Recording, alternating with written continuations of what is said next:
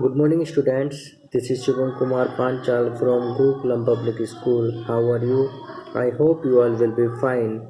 Firstly, आपको inform कर देता हूँ कि आपके स्कूल में किताबें उपलब्ध है, तो जल्दी से सभी बच्चे जाके अपनी किताबें खरीद ले स्कूल से, ठीक है, ताकि उनको अच्छे से सिलेबस कवर किया जा सके।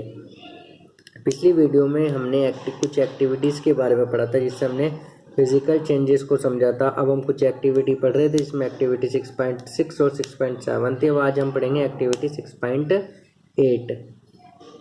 Take about a teaspoonful of vinegar in a test tube. यानी क्या करना, आपको एक चम्मच भर के विनेगर यानी सिरका लेना है एक टेस्ट ट्यूब में। Add a pinch of baking soda it, और इसमें पिंच मतलब एक चुटकी बेकिंग सोडा मिला दीजिएगा। You would hear a hissing sound. आपको कैसी आवाज़ सुनाई देगी? एक हिसिंग साउंड सुनाई देगी। हिसिंग साउंड कैसे? जैसे जब कोल्ड ड्रिंक खोलते हो ना, तो कोल्ड ड्रिंक की बोतल खोलते साथ ही उसमें साउंड सुनाई देती है, ऐसे साउंड सुनाई देगी। And see bubbles of a gas coming out, और आपके बाहर उसमें से आपको गैस के बबल्स बाहर निकलते हुए दिखाई देंगे। तो क्या करना है बच्चों आपको कि एक टेस्ट ट्यूब में एक चम्मच सिरका यानी विनेगर लेना है, फिर उसमें एक चुटकी बेकिंग सोडा मिलाना है। बेकिंग सोडा घर में जो खाने का सोडा होता है वो मिलाना है। तब उसमें से आपको एक हिसिंग साउंड यानी हिश करती हुई एक आवाज़ सी सुनाई देगी, और साथ में गैस के बबल्स यानी बुलबुले बाहर निकलते हुए दिखाई देंगे। Pass this gas through freshly prepared lime water. अब इस गैस को ताज़ा तैयार किए हुए लाइम वाटर से गुजारिएगा, यानी चूने के पानी से गुजारिएगा। What happens to the lime water. Lime water में क्या होता है? The change in the test tube is as follow. जो चेंज होता है टेस्ट ट्यूब में वो ऐसे होता है क्या? विनेगर यानी एसिटिक एसिड, विनेगर जिसे हम एसिटिक एसिड भी बोलते हैं, प्लस बेकिंग सोडा जिसे हम क्या बोलते हैं? सोडियम हाइड्रोजन कार्बोनेट, ठीक है। Vinegar plus baking soda becomes carbon dioxide plus other substance. क्या क्या बन जाता है? कार्बन डाइऑक्साइड और अदर सब्सटेंस बन जाता है। ये बच्चे जो एक्टिविटी थी इसकी इक्वेशन आप एक से देख सकते हो। Vinegar plus baking soda equals to, ये क्या becomes? Carbon dioxide plus other substance. The reaction between carbon dioxide and lime, और जो कार्बन डाइऑक्साइड और लाइम वाटर के बीच में रिएक्शन होती है उसको हम ऐसे दिखा सकते हैं, carbon dioxide plus lime water. Lime water का फॉर्मूला होता है CaOH2 equals to calcium carbonate plus water H2। Calcium carbonate क्या होता है? CaCO3। तो समझ में बच्चों। उसके बाद देखते हैं when carbon dioxide is pass through lime water. जब कार्बन डाइऑक्साइड को लाइम वाटर से गुजारा जाता है, कैल्शियम कार्बोनेट इज फॉर्म्ड। क्या बनता है बच्चों? कैल्शियम कार्बोनेट बनता है। Which makes lime water milky, जो लाइम वाटर यानी चूने के पानी को मिल्की यानी दूधिया बना देता है, यानी उसका कलर कैसा होता है? दूधिया हो जाता है, जैसे दूध का होता है। The turning of lime water into milky is a standard test of carbon dioxide. यानी ये जो लाइम वाटर मिल्की बन जाता है, ये कार्बन डाइऑक्साइड का स्टैंडर्ड टेस्ट होता है। यानी जब भी किसी पदार्थ में आपको कार्बन डाइऑक्साइड की प्रेजेंस का पता करना होता है, तो हम ये लाइम वाटर वाला ही टेस्ट करते हैं।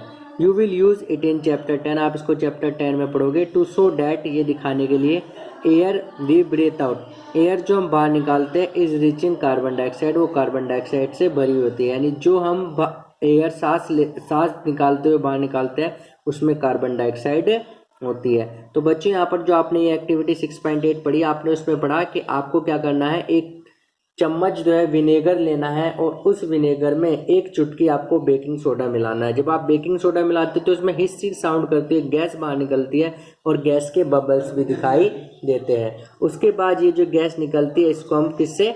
लाइम वाटर से पास करवाते हैं। तो जब हम लाइम वाटर से उसको पास करवाते हैं तो क्या होता है? लाइम वाटर का कलर जो है मिल्की हो जाता है, यानी लाइम वाटर दूधिया हो जाता है। और ये कार्बन डाइऑक्साइड का स्टैंडर्ड टेस्ट होता है। जो इक्वेशन होती है, इक्वेशन आपको बताई गई है, दोनों की कैसे आप प्रेजेंट कर सकते हो। इन एक्टिविटी 6.6, 6.8, यानी जो एक्टिविटी आपने करी 6.6, 6.7 और 6.8, यू शो, आपने देखा डेट इन ईच चेंज, कि हर चेंज में वन और more new substances were formed. आपने ये जो एक्टिविटी करी इसमें आपने देखा कि एक या दो पदार्थ बनते हैं, यानी नए पदार्थ बनते हैं। इन एक्टिविटी 6.6, एक्टिविटी 6.6 में आपने देखा the S was the new substance formed when magnesium was burned in air. Activity 6.6 में आपने देखा था कि जब मैग्नीशियम को एयर में जलाया गया था तो क्या बना था? ऐश यानी राख बनी थी। इन एक्टिविटी 6.7 और 6.7 में आपने देखा था the reaction of copper sulphate with iron, यानी जब कॉपर सल्फेट की आयरन के साथ रिएक्ट करते हैं तो क्या बनता है, आयरन सल्फेट और कॉपर। क्या बनता है, आयरन सल्फेट और कॉपर। यानी जब कॉपर सल्फेट के हम आयरन के साथ रिएक्शन करवाते हैं तो आयरन सल्फेट और कॉपर बनता है। Both of these are new substance, दोनों नए पदार्थ है। Copper was deposited on the shaving blade of iron, और कॉपर किस पर किसके लग जाता है, जो शेविंग ब्लेड आपने डाला था ना उसमें, उस पर परत चढ़ जाती है कॉपर की। इन एक्टिविटी 6.8, और एक्टिविटी 6.8 में क्या होता है, vinegar and baking soda together, vinegar और बेकिंग सोडा एक साथ मिलकर क्या बनाते हैं, कार्बन डाइऑक्साइड बनाते हैं। क्या बनाते हैं बच्चों, कार्बन डाइऑक्साइड, विच टर्न लाइम वाटर मिल्की, जो लाइम वाटर को मिल्की बना देता है। Can you name the new substance forming this reaction, क्या आप बता सकते हो इस रिएक्शन में क्या नया पदार्थ बना है। तो क्या नया पदार्थ बना है, इसमें कैल्शियम कार्बोनेट बना है। क्या बच्चों, कैल्शियम कार्बोनेट। तो अब हम आगे देखते हैं कि a change in which one और more new substances are formed is called chemical change, यानी एक ऐसा चेंज जिसमें एक या दो नए पदार्थ बनते हैं उसको हम केमिकल चेंज कहते हैं। किसे कहते हैं chemical change, a change in which one और more new substances are formed is called chemical change, यानी ऐसा चेंज जिसमें एक या अधिक पदार्थ बनते हैं उसे केमिकल चेंज कहते हैं। A chemical change is also called a chemical reaction, chemical change को केमिकल रिएक्शन भी कहा जाता है। Chemical changes are very important in our life, हमारे जीवन में केमिकल चेंजेस बहुत जरूरी होते हैं। All new substances are formed as a result of chemical change, जितने भी नए पदार्थ बनते हैं वो सभी केमिकल चेंजेस की वजह से बनते हैं। एग्जाम्पल के लिए digestion of in a food body, हमारे बॉडी में जो डाइजेशन यानी पाचन होता है खाने का, ये भी एक केमिकल चेंज है। राइपनिंग ऑफ फ्रूट्स, यानी फलों का पकना भी एक केमिकल चेंज है। फर्मेंटेशन ऑफ ग्रेप्स, ग्रेप्स का फर्मेंटेशन यानी किण्वरीकरण जिससे उससे वाइन्स बनाई जाती है ग्रेप्स से, वो भी एक केमिकल चेंज है। Happen due to series of chemical change, ये सब जो है केमिकल चेंज की एक श्रृंखला की वजह से ही होता है। क्या कि बॉडी में वो फूड का डाइजेस्ट होना, फ्रूट्स का पकना और ग्रेप्स का फर्मेंटेशन होना। अब medicine is the product of a chain of chemical reaction, ठीक है, जो मेडिसिन कोई भी दवाई जो बनती है वो केमिकल रिएक्शन की ही एक प्रोडक्ट होती है, यानी केमिकल चेंजेस की वजह से ही बनती है। यूजफुल न्यू मटेरियल्स, नए जो उपयोगी पदार्थ होते हैं such as plastic and detergent, जैसे प्लास्टिक और डिटर्जेंट होते हैं, are produced of chemical reaction, ठीक है, जितने भी ये क्या होते हैं डिटर्जेंट होता है, प्लास्टिक होती है, सब केमिकल रिएक्शन से बनते हैं। इंडीड, वास्तव में every material is discovered by study chemical changes, यानी हर मटेरियल जो है वो केमिकल चेंजेस की पढ़ाई यानी अध्ययन करने के बाद ही बनता है। ठीक है, तो आपने केमिकल चेंज की डेफिनेशन पढ़ी कि a change in which one और more new substances are formed is called chemical change. Chemical change को हम केमिकल रिएक्शन के बारे में जानते हैं, और केमिकल रिएक्शन हमारे लिए बहुत जरूरी है। क्यों? क्योंकि जितने भी नए पदार्थ हैं वो सब केमिकल चेंज से बनते हैं। We have seen that one or more new substances are produced in a chemical change. हमने देखा कि केमिकल चेंज में एक या अधिक पदार्थ बनते हैं। In addition to new produced, यानी जो नए पदार्थ बनते हैं वो तो बनती है, साथ ही केमिकल चेंजेस में और भी कुछ होता है। जैसे फर्स्ट पॉइंट क्या है, हीट, लाइट और any other radiation ultraviolet for example may be given of और एब्जॉर्ब्ड, यानी केमिकल चेंज में नए पदार्थ तो बनते हैं, ठीक है, तो हीट, लाइट या और भी कोई रेडिएशन जैसे अल्ट्रावायलेट रेडिएशन होती है वो निकलती है या एब्जॉर्ब होती है यानी सोख ली जाती है। साउंड में भी प्रोड्यूस, आवाज भी, ध्वनि भी उत्पन्न हो सकती है। अ चेंज इन स्मेल, यानी गंध में बदलाव हो सकता है। मे टेक प्लेस, यानी गंध में बदलाव हो सकता है या एक नई स्मेल निकल सकती है। कलर चेंज हो सकता है, कोई गैस बन सकती है, यानी जो केमिकल चेंज होता है उसमें नया पदार्थ तो बनता है, साथ ही साथ हीट निकल सकती है, लाइट निकल सकती है, या फिर इन्हें एब्जॉर्ब भी किया जा सकता है। आवाज यानी ध्वनि उत्पन्न हो सकती है, या कोई नई स्मेल उत्पन्न हो सकती है, स्मेल चेंज हो सकती है। कलर चेंज हो सकता है या गैस भी बन सकती है। Let us look at some examples. अब कुछ एग्जांपल देखते हैं, जिससे दिया गया है, you saw that burning of magnesium ribbon is a chemical change. आपने देखा कि मैग्नीशियम रिबन का जलना एक केमिकल चेंज है।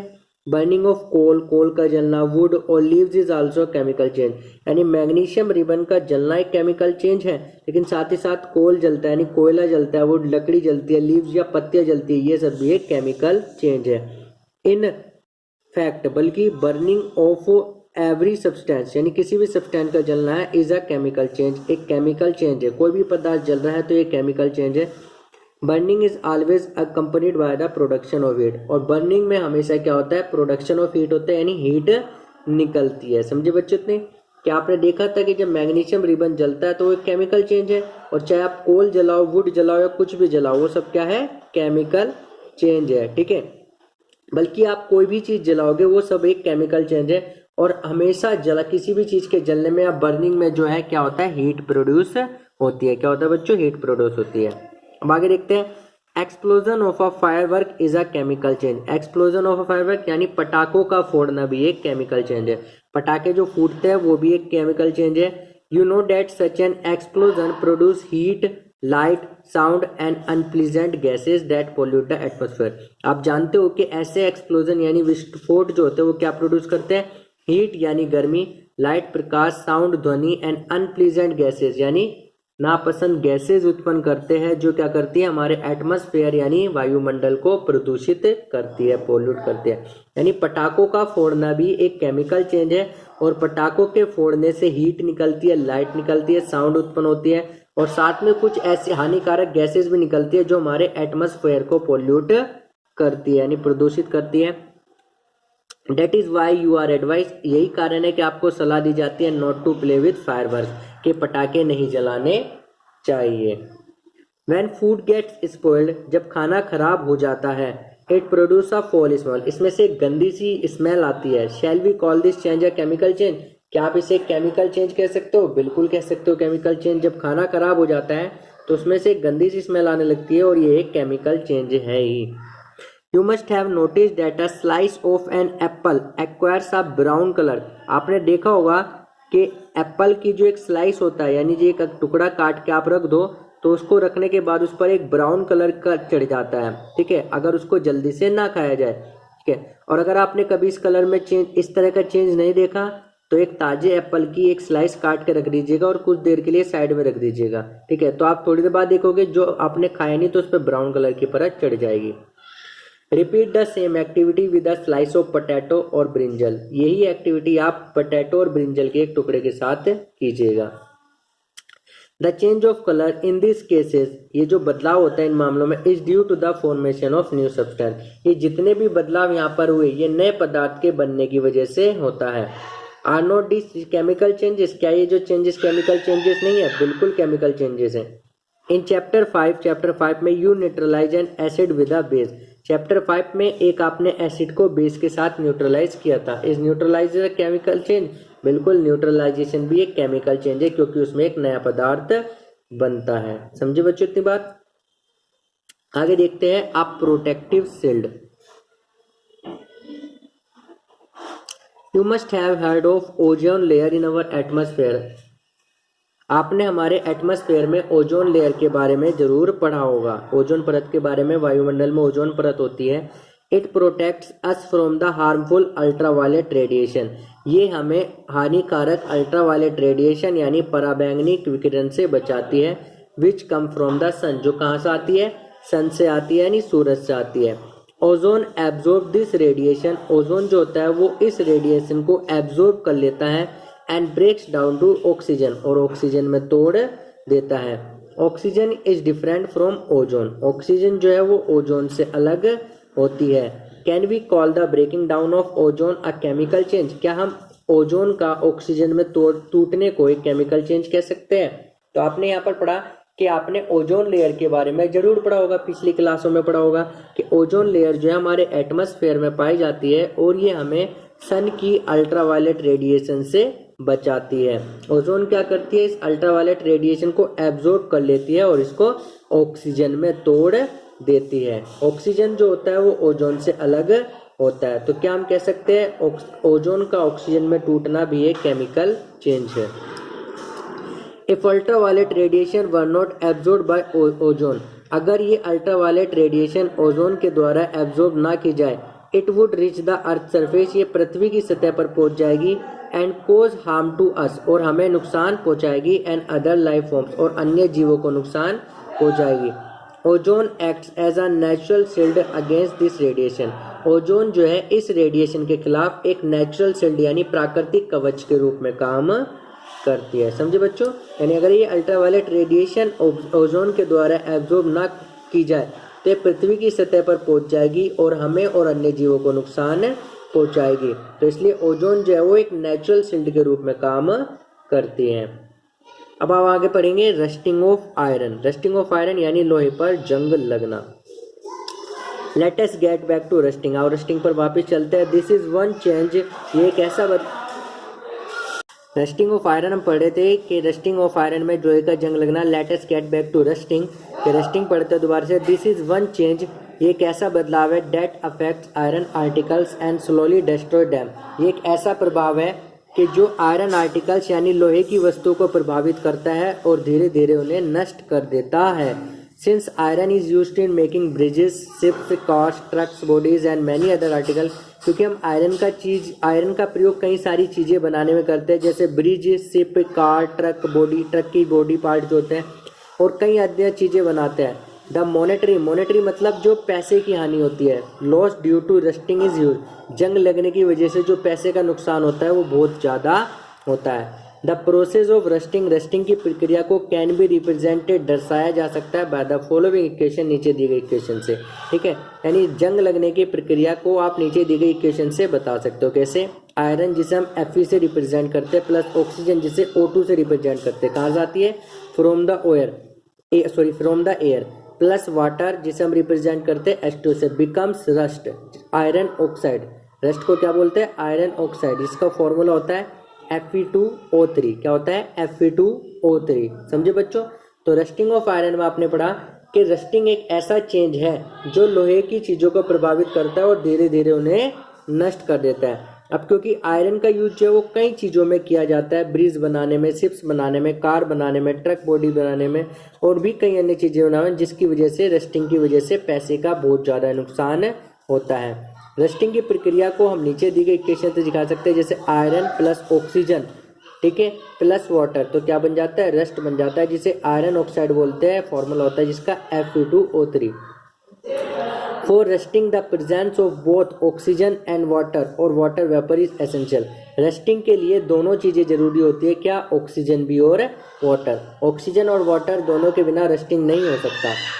In fact if the content of moisture in air is high, बल्कि अगर मॉइस्चर की मात्रा एयर में ज़्यादा हो, which mean if it more humid, मतलब जिसका अगर ये ज़्यादा नम हो, रस्टिंग बिकम्स फास्टर, रस्टिंग तेजी से होने लग जाती है। यानी अगर वायु में नमी ज़्यादा हो यानी पानी की मात्रा ज़्यादा हो तो रस्टिंग तेजी से होने लग जाती है, यानी ज़्यादा तेज होती है।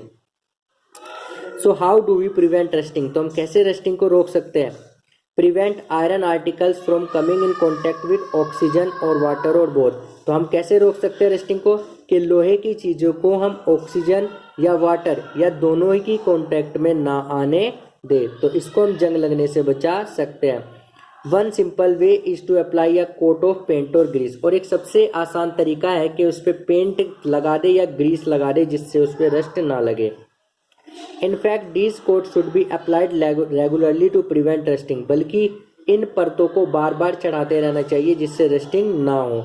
Another way is to deposit a layer of a metal like chromium or zinc on iron, दूसरा तरीका यह है कि आयरन पर क्रोमियम या जिंक की कोई परत चढ़ा दे। ठीक है, को जंग लगने से बचाने का सबसे आसान तरीका कि उस पर या तो पेंट कर दे या ग्रीस लगा दे, और ये बार बार करते रहना चाहिए ताकि उस पर जंग लगे। और एक दूसरा तरीका है कि लोहे पर किसी मेटल जैसे क्रोमियम या जिंक की एक परत चढ़ा दे, उससे भी लोहा जंग लगने से बचा रहेगा। This process of depositing a layer of zinc on iron is called galvanisation. ठीक है, यानी गैल्वेनाइजेशन को हिंदी में बोलते हैं गैल्वनीकरण। अब गैल्वेनाइजेशन क्या होता है? Process of depositing a layer of zinc on iron, यानी लोहे पर जिंक की परत चढ़ाना ही गैल्वेनाइजेशन कहलाता है। क्या?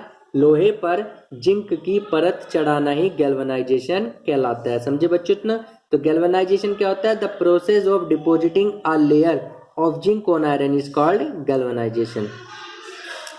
The iron pipes we use in our homes, हमारे घरों में जो लोहे के पाइप्स का यूज किया जाता है टू कैरी वाटर, पानी को ले जाने के लिए, are galvanise to prevent rusting, यानी हमारे घरों में पानी ले जाने के लिए जो लोहे के पाइप्स का यूज किया जाता है उन्हें जंग लगने से बचाने के लिए उन पर गैल्वनाइजेशन हुआ होता है, यानी उन पर जिंक की परत चढ़ाई गई होती है. You know that ships are made of iron, आप जानते हो जो पानी के जहाज होते हैं वो आयरन यानी लोहे से बने होते हैं. And a part of them remains under water, और उनका एक हिस्सा पानी के अंदर रहता है. On the part above water also, और जो पार्ट पानी के ऊपर रहता है, water drops keep clinging to the ship outer surface, और जो जहाज का हिस्सा पानी से बाहर रहता है उस पर भी बार बार पानी की बूंदें चिपकती रहती है. मोर ओवर, इसके अलावा the water of the sea contain many salt, इसके अलावा जो समुद्र का पानी होता है उसमें कई सारे सॉल्ट्स होते हैं. The salts water make the process of rust formation faster, और जो सॉल्टी वाटर होता है वो रस्टिंग यानी जंग लगने की प्रक्रिया को तेज कर देता है. देयरफॉर, इसलिए ships suffer a lot of damage, इसलिए जो है शिप्स में बहुत सारा डैमेज होता है फ्रॉम रस्टिंग, जंग लगने की वजह से. In spite of being painted, ठीक है, पेंट होने की वजह से भी, पेंट होने के बावजूद भी वहाँ पर जंग लगने की वजह से बहुत सारा नुकसान होता है. So much so that a fraction of ships iron has to be replace every year, जिस वजह से जहाज के बहुत सारे हिस्से के हर साल बदलना पड़ता है. ठीक है, तो आपने यहाँ पर पढ़ा कि जो पानी में जहाज होते हैं वो लोहे के बने होते हैं और वो ज़्यादातर पानी के अंदर ही रहते हैं, और उनमें से जो कुछ हिस्सा बाहर रहता है उस पर भी पानी की बूंदें चिपकती रहती है. ठीक है, इसके अलावा जो समुद्र का पानी होता है उसमें सॉल्ट मिला होता है, और सॉल्ट जो होता है वो रस्टिंग के फॉर्मेशन को ज़्यादा तेज कर देता है, जिसकी वजह से पानी के जहाज़ों में पेंट होने के बावजूद भी बहुत ज़्यादा नुकसान होता है. इसलिए शिप्स के बहुत सारे हिस्से को बार बार बदलना पड़ता है. यहाँ पर लिखा हुआ है stainless steel is made by mixing iron with carbon and metals like chromium, nickel and manganese. It does not hurt, यानी स्टेनलेस स्टील जो होता है वो आयरन से बनता है, लेकिन किस किस को मिलाकर, कार्बन को साथ में मिलाकर और साथ में क्रोमियम, निकल या मैग्नीज जैसी मेटल्स को साथ में मिलाकर स्टेनलेस स्टील को बनाया जाता है. ठीक है, और स्टेनलेस स्टील पर जंग नहीं लगता. तो कोई पूछे स्टेनलेस स्टील कैसे बनता है, तो आयरन, कार्बन और क्रोमियम, निकल, मैग्नीज को मिलाकर स्टेनलेस स्टील को बनाया जाता है. अब हम देखेंगे क्रिस्टलाइजेशन, क्रिस्टलीकरण. In class 6 you have learn that salt can be obtained by the evaporation of sea water. आपने क्लास 6 में पढ़ा था कि आप सॉल्ट यानी नमक प्राप्त कर सकते हो समुद्र के पानी को इवापोरेट करके यानी वाष्पित करके.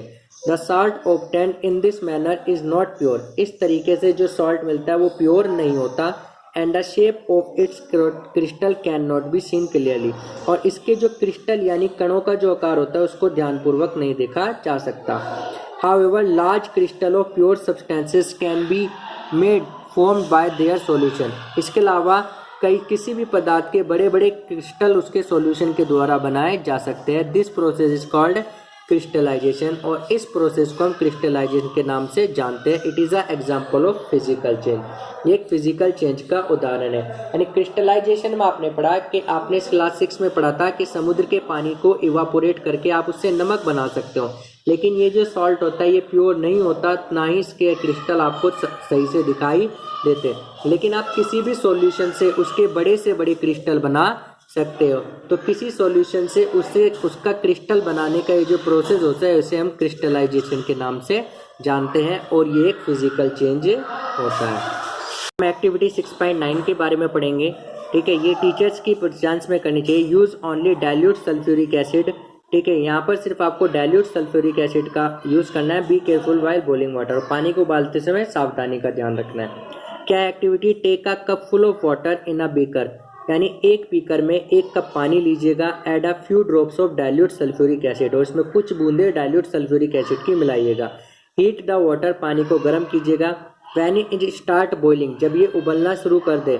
Add copper sulphate powder slowly while stirring continuously, जब ये पानी उबलना शुरू कर दे तो इसमें कॉपर सल्फेट पाउडर मिला दीजिएगा और इसको लगातार हिलाते हुए रहिएगा यानी घोलते रहिएगा.